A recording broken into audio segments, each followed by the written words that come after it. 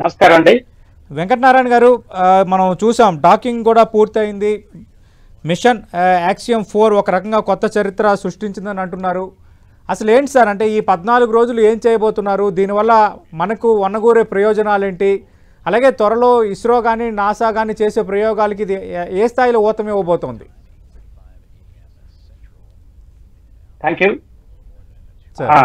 ముందుగా యాక్సియం 4 వాళ్ళకి, అలాగే ఇస్రో, నాసా, స్పేస్ ఎక్స్ వాళ్ళందరికీ congratulations. And the first Indian is now docked at ISS.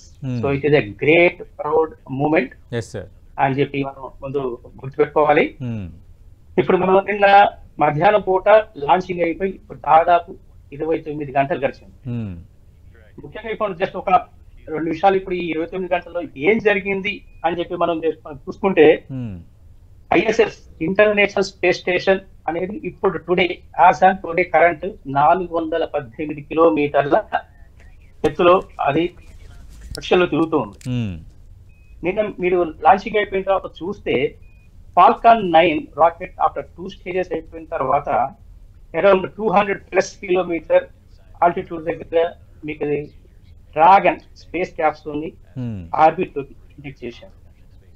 ఇక ఆ 200 కిలోమీటర్ ప్లస్ కక్షలో నుంచి మెల్లగా అది డిఫరెంట్ అంచెలుగా on board Dragon on board లో ఉన్నటువంటి థ్రస్టర్స్ యూజ్ చేసుకుంటూ అది 418 కిలోమీటర్ దూరంలో ఉన్నటువంటి ఆర్బిట్ లో ఉన్నటువంటి స్పేస్ స్టేషన్ గమ్యస్థానానికి, టార్గెట్ కి అది అంచెలుగా చేరుతూ వచ్చింది. అది ఫస్ట్ ఫేసింగ్ బర్న్ ఒకటి, దాని తర్వాత బూస్ట్ బర్న్ ఫేస్ ఒకటి. ఈ రెండు టైంలో కూడా 16 థ్రస్టర్లు, ఇది ఒక మినీ ఇంజన్స్ లాంటి rocket engines dragon space capsule తో మండించుకుంటూ వెళ్ళాయి.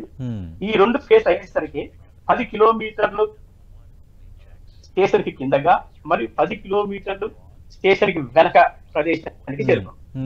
దాని తర్వాత నెక్స్ట్ స్టేజ్ వచ్చేసి కో ఎలిప్టికల్ బర్న్ అని చెప్పి జరిపారు.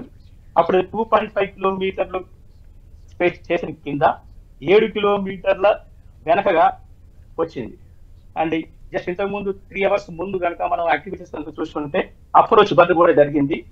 దెన్ అక్కడి నుంచి వాళ్ళు 400 మీటర్స్ దగ్గరకు తీసుకొచ్చారు down the space station and just as close as to the space station. దాని తర్వాత 200 meters. Then they established the communication, and this is everything getting monitored by the both our pilot Subhanshu Shukla and commander our Peggy Whitson.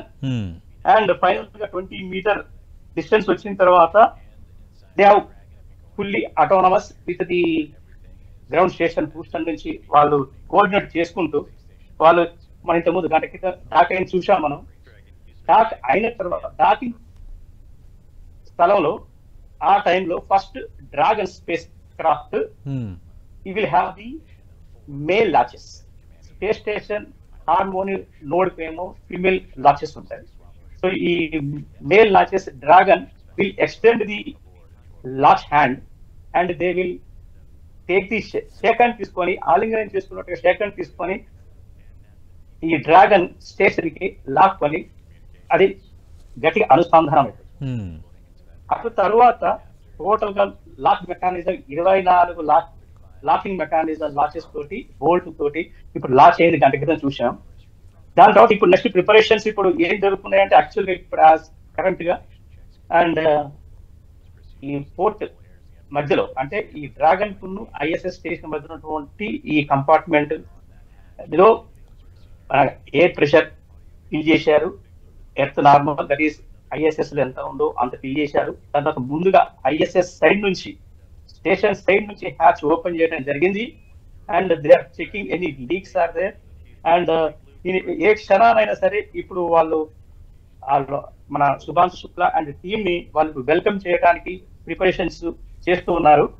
And ఒకటి ఏంటంటే నిన్న మీరు చూస్తే వీళ్ళు బయలుదేరే ముందు T-4.5 hours ముందు వీళ్ళు సూట్ వేసుకొని ఎంట్రీ వచ్చారు. అండ్ T-2 hours లో వీళ్ళు క్యాప్సూల్ ఎంటర్ అయిన తర్వాత ఆర్బిట్ లో చేరిన తర్వాత వీళ్ళు సూట్ రిమూవ్ చేసుకొని ఫస్ట్ మీల్స్ తీసుకున్నారు. మళ్ళీ ఇప్పుడు 2.5 hours ముందు టాకింగ్ 2 hours ముందు మళ్ళీ సూట్ వేసుకున్నారు. IDA సూట్, అవును, దట్ ఈస్ ఇంట్రావెహికులర్ యాక్టివిటీ సూట్ వేసుకున్నారు. అండ్ బికాస్ ఈ అసెంట్ టైంలో డాకింగ్ టైంలో ఏదైతే డైనమిక్ ఫేసెస్ ఉన్నాయో ప్రతి సేఫ్టీ కాషన్ కోసం ముందు వాళ్ళు సూట్ లో ఉంటారు. ఒకవేళ ఏదైనా సరే ఎమర్జెన్సీ వచ్చి ఏమైనా ప్రాబ్లమ్స్ వస్తే ఇన్ ద ఎన్విరాన్మెంట్ కానీ ఆక్సిజన్ లో కానీ ప్రాబ్లం వస్తే ఈ సూట్ లో ఉన్నటువంటి మనకు ఆక్సిజన్ మనకు ఈ క్రూ హెల్త్ ని లైఫ్ ని సేవ్ చేసుకోవడానికి లైఫ్ సపోర్ట్ సిస్టమ్ గా పనిచేస్తుంది. ఓకే. అండ్ ఇప్పుడు నెక్స్ట్ వీళ్ళు 14 రోజులు ఉంటారు ఇక్కడ వీళ్ళు. అండ్ టోటల్ గా మీకు తెలిసిందే, this is the most busiest trip for any 2 week schedule. Okay. 60 experiments plan చేస్తున్నారు ఫ్రమ్ 31 కంట్రీస్. మామూలుగా ఇప్పుడు పార్టిసిపేట్ చేస్తున్నటువంటి 3 countries కాకుండా మిగతా కంట్రీస్ నుంచి కూడా ఇది వస్తున్నాయి. సో మిగతా డీటెయిల్స్ మనం డిబేట్ లో మనం మాట్లాడుతున్నాం. ఖచ్చితంగా.